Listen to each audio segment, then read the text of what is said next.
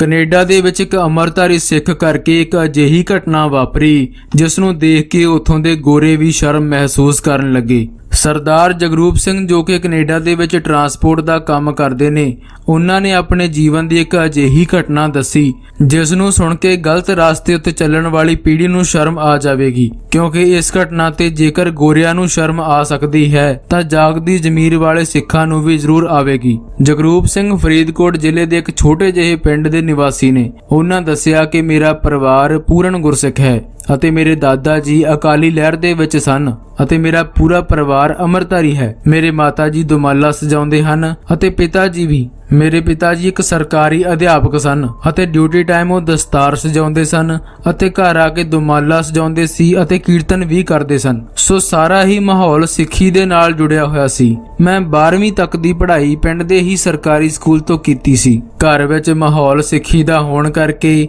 ਮੈਂ ਵੀ ਸਿਮਰਨ ਬਾਣੀ ਦੇ ਨਾਲ ਜੁੜਿਆ ਰਹਿੰਦਾ ਸੀ ਤੇ ਹੌਲੀ-ਹੌਲੀ ਮੈਂ ਵੀ ਅੰਮ੍ਰਿਤਧਾਰੀ ਸਿੰਘ ਸੱਜ ਗਿਆ ਅਤੇ ਦੁਮਾਲਾ ਸਜਾਉਣ ਲੱਗਾ। 12ਵੀਂ ਤੋਂ ਬਾਅਦ ਮੈਂ ਬਾਹਰ ਜਾਣ ਵਾਸਤੇ ਅਪਲਾਈ ਕੀਤਾ ਸੀ ਪਰ ਵੀਜ਼ਾ ਰਿਜੈਕਟ ਹੋ ਗਿਆ। ਮੈਂ ਦੁਬਾਰਾ ਅਪਲਾਈ ਕੀਤਾ ਅਤੇ ਪਰਮਾਤਮਾ ਅੱਗੇ ਅਰਦਾਸ ਬੇਨਤੀ ਲਗਾਤਾਰ ਕਰਦਾ ਰਿਹਾ। ਪਰਮਾਤਮਾ ਦੀ ਕਿਰਪਾ ਹੋਈ ਅਤੇ ਵੀਜ਼ਾ ਲੱਗ ਗਿਆ। ਕੁਝ ਕੁ ਦਿਨਾਂ ਵਿੱਚ ਹੀ ਮੈਂ ਕੈਨੇਡਾ ਪਹੁੰਚ ਗਿਆ ਅਤੇ ਪਰਮਾਤਮਾ ਦਾ ਕੋਟਾਨ-ਕੋਟ ਸ਼ੁਕਰਾਨਾ ਕੀਤਾ। ਮੇਰੇ ਪਿਤਾ ਜੀ ਨੇ ਮੈਨੂੰ ਕਰਜ਼ਾ ਚੁੱਕ ਕੇ ਬਾਹਰ ਭੇਜਿਆ ਸੀ। ਕੈਨੇਡਾ ਆ ਕੇ ਪੜ੍ਹਾਈ ਸਟਾਰਟ ਕੀਤੀ ਅਤੇ ਨਾਲੋਂ ਨਾਲ ਕੰਮ ਤੇ ਵੀ ਲੱਗ ਗਿਆ ਸੀ। ਉਸ ਸਮੇਂ ਇੰਨੇ ਜ਼ਿਆਦਾ ਸਟੂਡੈਂਟ ਇੰਡੀਆ ਤੋਂ ਨਹੀਂ ਆਇਆ ਕਰਦੇ ਸਨ, ਸੋ ਕੰਮ ਆਸਾਨੀ ਨਾਲ ਮਿਲ ਜਾਂਦਾ ਸੀ। ਜਿਸ ਇਲਾਕੇ ਵਿੱਚ ਮੈਂ ਰਹਿੰਦਾ ਸੀ ਉੱਥੇ ਸਿੱਖਾਂ ਦੀ ਗਿਣਤੀ ਬਹੁਤ ਘੱਟ ਸੀ। ਇਲਾਕੇ ਵਿੱਚ ਇੱਕੋ ਇੱਕ ਗੁਰਦੁਆਰਾ ਸਾਹਿਬ ਸੀ, ਸੋ ਛੁੱਟੀ ਵਾਲੇ ਦਿਨ ਮੈਂ ਉੱਥੇ ਜ਼ਰੂਰ ਜਾਂਦਾ ਸੀ। ਮੈਨੂੰ ਇੱਕ ਗੱਲ ਦੀ ਖੁਸ਼ੀ ਸੀ ਕਿ ਕੈਨੇਡਾ ਪਹੁੰਚ ਕੇ ਵੀ ਮੈਂ ਪਾਠ ਕਰਨਾ ਅਤੇ ਸਿਮਰਨ ਕਰਨਾ ਨਹੀਂ ਛੱਡਿਆ ਸੀ, ਕਿਉਂਕਿ ਮੈਂ ਸੁਣਿਆ ਸੀ ਕਿ ਲੋਕ ਕੈਨੇਡਾ ਆ ਕੇ ਪੈਰ ਛੱਡ ਜਾਂਦੇ ਨੇ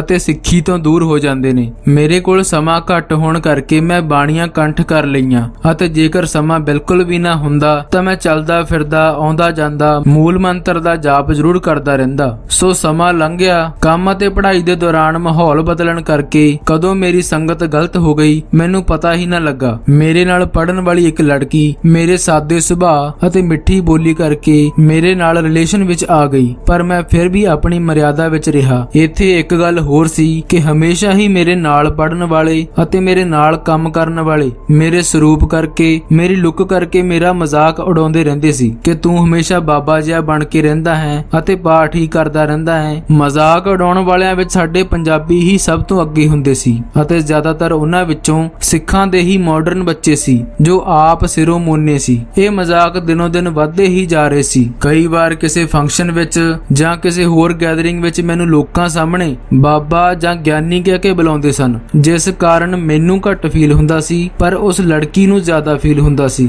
ਜੋ ਮੇਰੇ ਨਾਲ ਰਿਲੇਸ਼ਨ ਵਿੱਚ ਸੀ। ਹੌਲੀ-ਹੌਲੀ ਮੈਨੂੰ ਵੀ ਆਪਣੀ ਦਿੱਖ ਕਰਕੇ ਸ਼ਰਮ ਆਉਣੀ ਸ਼ੁਰੂ ਹੋ ਗਈ ਸੀ। ਆਖਰ ਉਸ ਲੜਕੀ ਨੇ ਰਿਲੇਸ਼ਨ ਖਤਮ ਕਰਨ ਦਾ ਫੈਸਲਾ ਸੁਣਾ ਦਿੱਤਾ ਅਤੇ ਕਿਹਾ ਕਿ ਜੇਕਰ ਉਹ ਮੇਰੇ ਨਾਲ ਰਿਸ਼ਤਾ ਰੱਖਣਾ ਚਾਹੁੰਦਾ ਹੈ ਤਾਂ ਉਸ ਨੂੰ ਕਲੀਨ ਸ਼ੇਵ ਹੋਣਾ ਪਵੇਗਾ। ਪਹਿਲਾਂ ਤਾਂ ਮੈਂ ਸਾਫ਼-ਸਾਫ਼ ਨਾ ਕਰ ਦਿੱਤੀ, ਪਰ ਕਿਤੇ ਨਾ ਕਿਤੇ ਮੈਂ ਕਮਜ਼ੋਰ ਪੈ ਰਿਹਾ ਸੀ ਕਿਉਂਕਿ ਸਿਰਫ ਮੇਰੀ ਲੁੱਕ ਕਰਕੇ ਹੀ ਮੈਂ ਜ਼ਿੰਦਗੀ ਵਿੱਚ ਇਕੱਲਾ ਰਹਿ ਗਿਆ ਸੀ। ਸੋ ਬਚਪਨ ਤੋਂ ਹੀ ਸਿੱਖੀ ਦੀ ਗੁੜਤੀ ਹੋਣ ਕਰਕੇ ਮੈਂ ਇਗਨੋਰ ਕਰਦਾ ਰਿਹਾ ਅਤੇ ਆਪਣੀ ਸਿੱਖੀ ਕਾਇਮ ਰੱਖੀ। ਇੱਕ ਦਿਨ ਸਾਡੇ ਕਾਲਜ ਦੀ ਪਾਰਟੀ ਸੀ। ਉਸ ਪਾਰਟੀ ਵਿੱਚ ਮੇਰੇ ਦੋਸਤਾਂ ਨੇ ਸਭ ਦੇ ਸਾਹਮਣੇ ਮੇਰਾ ਅਜਿਹਾ ਮਜ਼ਾਕ ਉਡਾਇਆ ਜਿਸ ਨੂੰ ਮੈਂ ਸਹਿ ਨਾ ਸਕਿਆ ਅਤੇ ਕੇਸ ਕਤਲ ਕਰਾਉਣ ਦਾ ਫੈਸਲਾ ਕਰ ਲਿਆ, ਕਿਉਂਕਿ ਮੈਨੂੰ ਹੋਰ ਕੋਈ ਰਾਹ ਦਿਖਾਈ ਹੀ ਨਹੀਂ ਦੇ ਰਿਹਾ ਸੀ। ਮੈਂ ਇੱਥੋਂ ਤੱਕ ਸੋਚ ਲਿਆ ਸੀ ਕਿ ਜੇਕਰ ਘਰਦਿਆਂ ਨੇ ਇਤਰਾਜ਼ ਕੀਤਾ ਤਾਂ ਕਹਿ ਦਿਆਂਗਾ ਕਿ ਸਿਰ 'ਚ ਸੱਟ ਲੱਗ ਗਈ ਸੀ ਅਤੇ ਵਾਲ ਕੱਟਣੇ ਜ਼ਰੂਰੀ ਸੀ ਅਤੇ ਨਾਲ ਹੀ ਇੱਕ ਦੋ ਹੋਰ ਬਹਾਨੇ ਬਣਾ ਦੇਵਾਂਗਾ। ਮੇਰੇ ਦਿਮਾਗ ਵਿੱਚ ਇੰਨਾ ਕੁਝ ਚੱਲਦਾ ਰਹਿੰਦਾ ਸੀ, ਪਰ ਫਿਰ ਵੀ ਪਾਠ ਕਰਨਾ, ਸਿਮਰਨ ਕਰਨਾ ਨਾ ਛੱਡਿਆ। ਮੈਂ ਕਈ ਵਾਰ ਕੇਸ ਕਤਲ ਕਰਵਾਉਣ ਦੀ ਕੋਸ਼ਿਸ਼ ਕੀਤੀ, ਪਰ ਇਸ ਵਾਰ ਮੈਂ ਹਿੰਮਤ ਕਰਕੇ ਕੇਸ ਕਤਲ ਕਰਾਉਣ ਬਾਰਬਰ ਸ਼ਾਪ ਤੇ ਚਲਿਆ ਹੀ ਗਿਆ। ਜਦੋਂ ਮੈਂ ਬਾਰਬਰ ਸ਼ਾਪ ਤੇ ਪਹੁੰਚਿਆ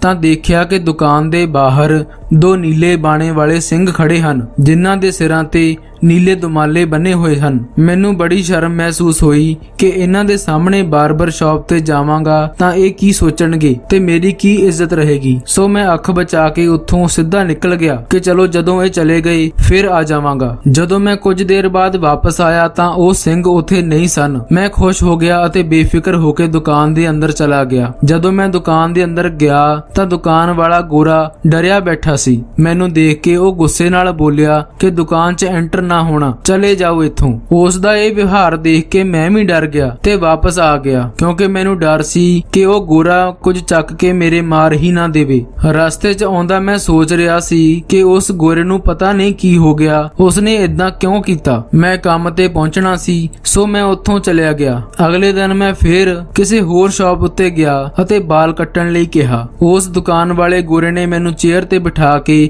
ਵਾਲ ਕੱਟਣ ਦੀ ਤਿਆਰੀ ਸ਼ੁਰੂ ਕਰ ਦਿੱਤੀ। ਮੈਨੂੰ ਬਚਪਨ ਤੋਂ ਹੀ ਹਰ ਕੰਮ ਕਰਨ ਤੋਂ ਪਹਿਲਾਂ ਰੱਬ ਦਾ ਨਾਮ ਲੈਣ ਦੀ ਆਦਤ ਸੀ, ਸੋ ਮੈਂ ਰੱਬ ਦਾ ਨਾਮ ਲਿਆ। ਭਾਵੇਂ ਕਿ ਮੈਂ ਗਲਤ ਕੰਮ ਕਰਨ ਜਾ ਰਿਹਾ ਸੀ, ਪਰ ਆਦਤ ਅਨੁਸਾਰ ਨਾਮ ਮੇਰੇ ਅੰਦਰ ਵਸਿਆ ਹੋਇਆ ਸੀ। ਜਿਉਂ ਹੀ ਵਾਲ ਕੱਟਣ ਵਾਲੀ ਮਸ਼ੀਨ ਮੇਰੇ ਚਿਹਰੇ ਦੇ ਕੋਲ ਆਈ ਤਾਂ ਇੱਕਦਮ ਬੰਦ ਹੋ ਗਈ। ਕਾਫੀ ਟਰਾਈ ਕਰਨ ਤੋਂ ਬਾਅਦ ਵੀ ਉਹ ਮਸ਼ੀਨ ਨਾ ਚੱਲੀ, ਸੋ ਉਹ ਗੋਰਾ ਹੋਰ ਮਸ਼ੀਨ ਲੈਣ ਵਾਸਤੇ ਅੰਦਰ ਇੱਕ ਕੈਬਨ ਦੇ ਵਿੱਚ ਗਿਆ। ਜਦੋਂ ਉਹ ਗੋਰਾ ਵਾਪਸ ਆਇਆ ਤਾਂ ਉੱਚੀ ਉੱਚੀ ਚਿল্ਲਾਉਣ ਲੱਗਾ, ਗੈਟ ਆਊਟ, ਇੱਥੋਂ ਚਲੇ ਜਾਓ ਤੇ ਇੱਥੇ ਮੁੜ ਕੇ ਨਾ ਆਈ। ਉਹ ਇੱਕ ਤਰ੍ਹਾਂ ਨਾਲ ਮੈਨੂੰ ਮਾਰਨ ਵਾਸਤੇ ਪਿਆ। ਮੈਂ ਉੱਥੋਂ ਵੀ ਫਟਾਫਟ ਭੱਜ ਗਿਆ। ਮੈਂ ਹੈਰਾਨ ਸੀ ਕਿ ਉਸ ਨੂੰ ਅਚਾਨਕ ਕੀ ਹੋ ਗਿਆ। ਮੇਰੇ ਵਿੱਚ ਅਜਿਹਾ ਕੀ ਹੈ ਜੋ ਮੇਰੇ ਨਾਲ ਹਰ ਕੋਈ ਇਦਾਂ ਕਰਦਾ ਹੈ। ਮੈਂ ਬਾਹਰ ਆ ਕੇ ਖੜਾ ਸੋਚ ਹੀ ਰਿਹਾ ਸੀ ਕਿ ਉਹੀ ਦੋ ਸਿੰਘ ਮੈਨੂੰ ਦੁਕਾਨ ਦੇ ਬਾਹਰ ਆਉਂਦੇ ਦਿਖਾਈ ਦਿੱਤੇ। ਮੈਂ ਫਟਾਫਟ ਉੱਥੋਂ ਨਿਕਲ ਗਿਆ, ਪਰ ਮੈਨੂੰ ਕੁਝ ਵੀ ਸਮਝ ਨਹੀਂ ਆ ਰਹੀ ਸੀ ਕਿ ਇਹ ਕੀ ਹੋ ਰਿਹਾ ਹੈ। ਅਗਲੇ ਦਿਨ ਛੁੱਟੀ ਸੀ, ਇਸ ਲਈ ਮੈਂ ਗੁਰਦੁਆਰਾ ਸਾਹਿਬ ਗਿਆ।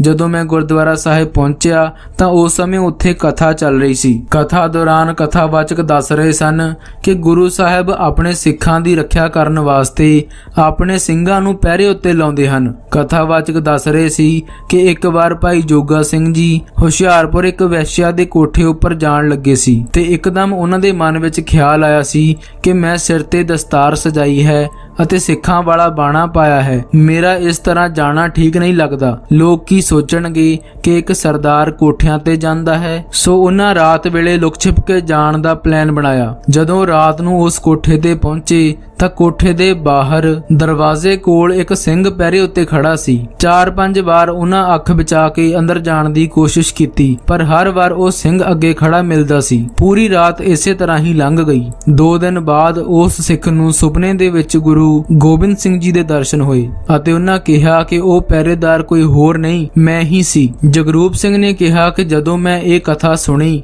ਤਾਂ ਮੈਨੂੰ ਸਭ ਕੁਝ ਸਮਝ ਆ ਗਿਆ ਅਤੇ ਮੈਨੂੰ ਮੇਰੇ ਸਾਰੇ ਸਵਾਲਾਂ ਦੇ ਜਵਾਬ ਵੀ ਮਿਲ ਗਏ। ਗੁਰੂ ਗੋਬਿੰਦ ਸਿੰਘ ਜੀ ਮਹਾਰਾਜ ਨੇ ਆਪਣੇ ਸਿੱਖ ਦੇ ਕੇਸ ਕਤਲ ਨਹੀਂ ਹੋਣ ਦਿੱਤੇ ਅਤੇ ਪਹਿਰਾ ਲਗਾ ਕੇ ਰੱਖਿਆ। ਸ਼ਾਇਦ ਉਹ ਵਾਲ ਕੱਟਣ ਵਾਲੇ ਗੋਰੇ ਵੀ ਤਾਂ ਹੀ ਡਰੇ ਹੋਏ ਸੀ। ਮੈਂ ਉਸ ਲੜਕੀ ਦਾ ਸਾਥ ਛੱਡ ਦਿੱਤਾ ਜੋ ਮੇਰੀ ਸਿੱਖੀ ਦੀ ਨਹੀਂ ਹੋ ਸਕੀ। ਜਿਵੇਂ ਕਿਹਾ ਜਾਂਦਾ ਹੈ ਕਿ ਹਰ ਸਰਦਾਰ ਨੂੰ ਲੜਕੀ ਜ਼ਰੂਰ ਮਿਲ ਜਾਂਦੀ ਹੈ, ਪਰ ਹਰ ਲੜਕੀ ਨੂੰ ਸਰਦਾਰ ਨਹੀਂ ਮਿਲਦਾ। ਮੈਂ ਸਿੱਖੀ ਦਾ ਮਜ਼ਾਕ ਉਡਾਉਣ ਵਾਲੇ ਉਹ ਦੋਸਤ ਵੀ ਛੱਡ ਦਿੱਤੇ। ਜਗਰੂਪ ਸਿੰਘ ਨੂੰ ਅੱਗੇ ਜਾ ਕੇ ਸਾਬਤ ਸੂਰਤ ਹੋਣ ਕਰਕੇ ਹੀ ਸਿੰਘ ਟਰਾਂਸਪੋਰਟੇਸ਼ਨ ਵਿੱਚ ਡਰਾਈਵਰ ਦੀ ਨੌਕਰੀ ਮਿਲ ਗਈ ਸੀ ਤੇ ਅੱਜ ਉਸ ਦੇ ਆਪਣੇ 4 ਟਰੱਕ ਚੱਲਦੇ ਹਨ। ਉਸ ਕੋਲ ਦੌਲਤ, ਸ਼ੋਹਰਤ ਸਭ ਕੁਝ ਹੈ, ਸਮਾਜ ਵਿੱਚ ਇੱਜ਼ਤ ਹੈ ਅਤੇ ਸਭ ਤੋਂ ਵੱਡੀ ਚੀਜ਼ ਜੋ ਉਸ ਕੋਲ ਹੈ ਉਹ ਹੈ ਸਿੱਖੀ, ਕਿਉਂਕਿ ਪੈਸਾ ਆਉਂਦੇ ਹੀ ਕੁਝ ਲੋਕ ਸਿੱਖੀ ਛੱਡ ਦਿੰਦੇ ਨੇ। ਜਗਰੂਪ ਸਿੰਘ ਨੇ ਦੱਸਿਆ ਕਿ ਕਥਾ ਕਹਾਣੀਆਂ ਵਿੱਚ ਤਾਂ ਬਹੁਤ ਸੁਣਿਆ ਸੀ ਕਿ ਗੁਰੂ ਸਾਹਿਬ ਆਪਣੇ ਸਿੱਖ ਨੂੰ ਬਚਾਉਣ ਲਈ ਸ਼ਹੀਦ ਸਿੰਘਾਂ ਦਾ ਪਹਿਰਾ ਲਾਉਂਦੇ ਹਨ, ਪਰ ਮੈਂ ਇਹ ਸਭ ਅੱਖੀਂ ਵੇਖਿਆ ਹੈ। ਜਿਸ ਨੇ ਗੁਰੂ ਸਾਹਿਬ ਨੂੰ ਸੱਚੇ ਦਿਲੋਂ ਮੰਨਿਆ ਹੈ, ਗੁਰਬਾਣੀ ਨੂੰ ਆਪਣੇ ਜੀਵਨ ਵਿੱਚ ਉਤਾਰਿਆ ਹੈ, ਉਸ ਦੇ ਬੁਰਾ ਸਮਾਂ ਆਉਣ ਤੇ ਗੁਰੂ ਸਾਹਿਬ ਆਪ ਰੱਖਿਆ ਕਰਦੇ ਹਨ ਅਤੇ ਮਾੜੇ ਵਿਕਾਰਾਂ ਵਾਲੇ ਪਾਸੇ ਜਾਣ ਤੋਂ ਵੀ ਰੋਕਦੇ ਹਨ। ਸੋ ਤੁਸੀਂ ਜਿੱਥੇ ਵੀ ਹੋਵੋ, ਜਿਸ ਵੀ ਹਾਲਤ ਵਿੱਚ ਹੋਵੋ, ਬਾਣੀ ਨੂੰ ਨਾ ਵਿਸਾਰੋ। ਗੁਰਬਾਣੀ ਪੜ੍ਹਦੇ,